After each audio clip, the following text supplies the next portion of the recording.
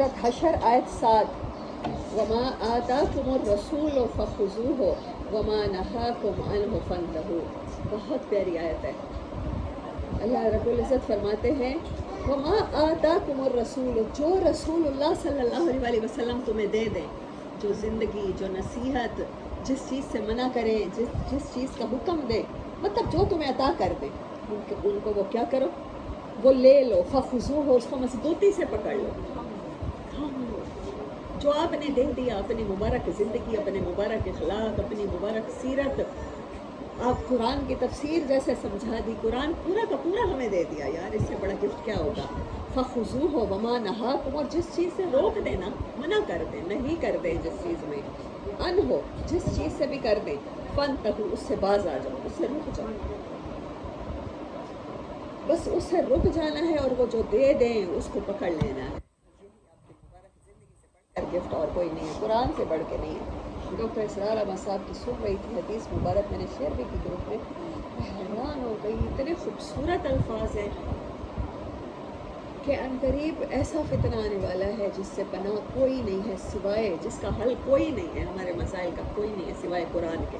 اور پھر کہا ھذا حبل اللہ متین، یہ اللہ کی وہ رسی ہے جو مضبوط ہے، یہ ہے ھذا صراط مستقیم. آپ مانگتے ہیں، مانگتے مانگتے یا اللہ مانگتے نہیں پڑھتے ہیں اہدنا الصراط المستقیم، قرآن ہی صراط المستقیم.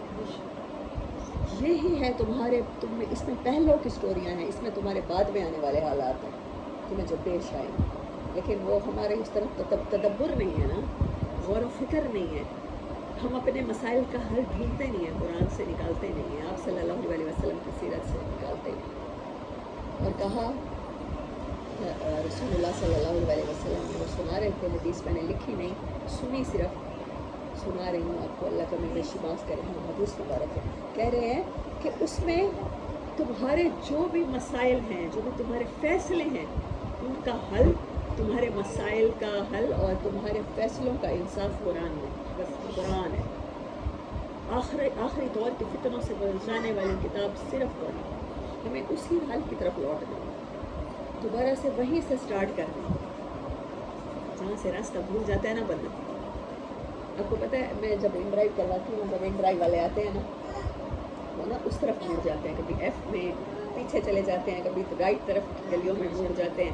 اچھا پھر میں ان سے کہتی ہوں کہ آپ اس طرف آئیں، وہ کہتے ہیں نہیں میم اس طرح نہیں. پھر میں کہتی ہوں اچھا آپ نا دوبارہ وہیں جائیں، مین گیٹ پہ جائیں، وہاں سے مسجد سے سٹارٹ لیں، دوبارہ سے جہاں سے راستہ گم ہوتا ہے نا، ہمیں دوبارہ وہیں جانا پڑتا ہے. یقین کریں ان ڈرائیو والوں کو وہیں جانا پڑتا ہے. پھر میں ان کو سمجھاتی ہوں ڈی لین میں مڑے، مسجد والا جو ہے نا دائیں طرف والا پہلا موڑ چھوڑ کے دوسرا موڑ مڑے میرے گھر تک ہے. قرآن تک دوبارہ ویسے جانا ہوگا جیسے رسول اللہ صلی اللہ علیہ وسلم پر وحی اتر رہی ہے، قرآن اتر رہا ہے، اور جیسے صحابہ نے سنا ان کے لیے بالکل نئی چیز تھی، ہمارے لیے یقین کریں بالکل نئی بن چکی ہے. ہمارے جو معاشرے کا چال چلن ہے، جو ہماری سوسائٹی ہے، جو ہماری سوشل لائف ہے، لیونگز ہیں، ہماری پرسنل لیونگز ہیں، قرآن ان کے بالکل اپوزٹ ہے، بالکل اجنبی ہے ہمارے لیے. اس کو اسی طرح سے پرسیو کریں، نئی بات کے لیے اپنے اندر ایکسیپٹنس لائیں، اپنا برتن ویلا کر کے مانج کے بیٹھیں، پھر دیکھیں کیسے رسول اللہ کی زندگی صلی اللہ علیہ وسلم کی آپ کے اندر نہیں اترتی اور قرآن میں اترتا. حل صرف یہی ہے، اس کے علاوہ حل نہیں ہے. آگے سورۃ النساء کی آیت ہے 8 من یطع الرسول، جس نے رسول اللہ کی اطاعت کر لی، فقد اطاع اللہ، تو تحقیق یہ یقینی بات ہے، یہ اللہ گارنٹی دے رہا ہے اس نے اللہ کی اطاعت کر لی. سورۃ النساء سے مسائل نکالتے ہیں نا کہ بیوی کو کتنا مار سکتے ہیں، کہاں کہاں مار سکتے ہیں، چہرے پہ مارے نہ مارے. جو رسول اللہ نے دیا ہے کیا اس میں بیوی کو مار ہے؟ آپ کی پوری لائف میں ہے؟ قرآن کی تفسیر آپ سے زیادہ خوبصورت کون بتا سکتا ہے؟ اور جس نے رسول اللہ کی اطاعت کر لی، اس نے تو عورت کے ساتھ، کمزور کے ساتھ اچھا سلوک کرنا ہی کرنا ہے. اس نے سمجھے اللہ کی اطاعت کر لی، اس نے سورۃ النساء پہ عمل کر لیا.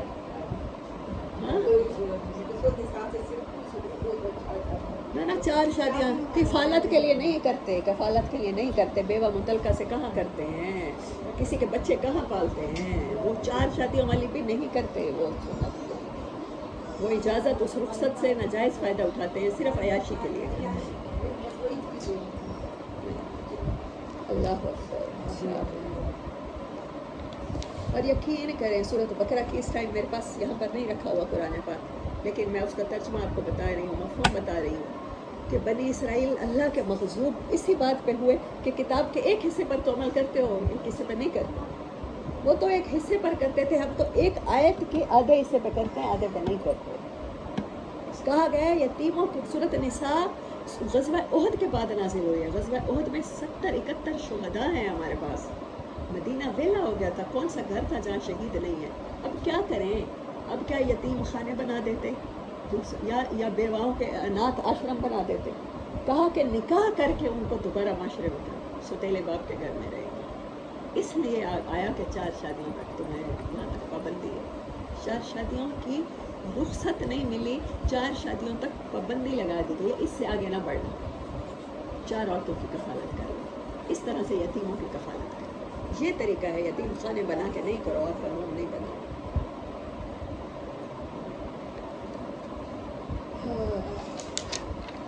عن سلمان رضی اللہ تعالیٰ عنہ قال سألت رسول اللہ صلی اللہ علیہ وسلم عن 40 حدیثا التي قال من حفظها من امتی دخل الجنة قلت وما هي يا رسول الله قال ان تؤمن بالله واليوم الآخر والملائكة والكتب والنبيين والبعث بعد الموت والقدر خيره وشره من الله تعالى وأن تشهد أن لا إله إلا الله وأن محمد رسول الله صلى الله عليه وسلم وتقيم الصلاة بوضوء سابغ كامل لوقتها وتؤتي الزكاة وتصوم رمضان وتحج البيت إن كان لك مال. آج کی حدیث ہے وَتُصَلِّيَ 12 رَكْعَةً فِي كُلِّ يَوْمٍ وَلَيْلَةٍ. میں ایک بار پھر پڑھتی ہوں، اس کا ترجمہ میں آپ سے پوچھوں گی. وا کا مطلب تسلی، نماز پڑھنا. اسنتا عشرہ 10 کو کہتے ہیں، اسنا 2 کو کہتے ہیں. 12 رکعت. رکعتاً فی کل یوم ولیلۃ، ایک پورے دن رات میں تو 12 رکعت ادا کرے. اس کا ترجمہ یہاں دیکھتے ہیں کیا کیا گیا ہے. 12 رکعت سنت موقدہ روزانہ ادا کریں. صبح سے پہلے 2 رکعت، صبح کے 2 فرض ہیں، اس سے پہلے 2 رکعت سنت.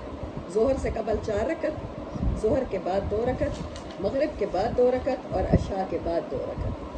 یعنی عشاء کے فرض کے بعد 2 رکعت سنت. ہاں، اس کو میں 2-3 دفعہ عربی میں پڑھتی ہوں. اب اس کا ترجمہ لکھ لیں. وَتُصَلِّيَ 12 تو ادا کرے 12 رکعتاً رکعتیں فی کل یوم ولیلۃ، ہر رات اور دن میں، ہر 24 گھنٹے میں کی نمازوں میں تو 12 رکعت سنت کے ادا کرے، کی نماز پڑھے. یہاں پر میں سنت کے ورڈ ہے. وَتُصَلِّيَ 12 رکعتاً فی کل یوم ولیلۃ. ٹھیک ہے، 12 رکعت سنت موقدہ روزانہ ادا کرے. لیکن دیکھیں انہوں نے رات اور دن کا ترجمہ ہی نہیں کیا، نہیں کیا نا. یہی میں کہتی ہوں عربی کو دیکھا کریں. اللہ کے گھر کا نہیں لکھا ہوتا. ہاں، کہ تو نماز ادا کرے 12 رکعت ہر دن رات میں. اس کا ایکوریٹ ترجمہ اگر ہم لفظ بلفظ بھی کریں، ہم زیادہ گہری عربی میں نہیں جاتے، یہ بنتا ہے، لیکن وہ نہیں کیا گیا.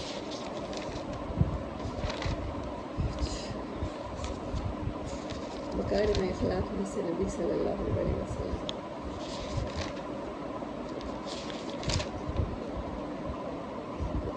ایفائے عہد.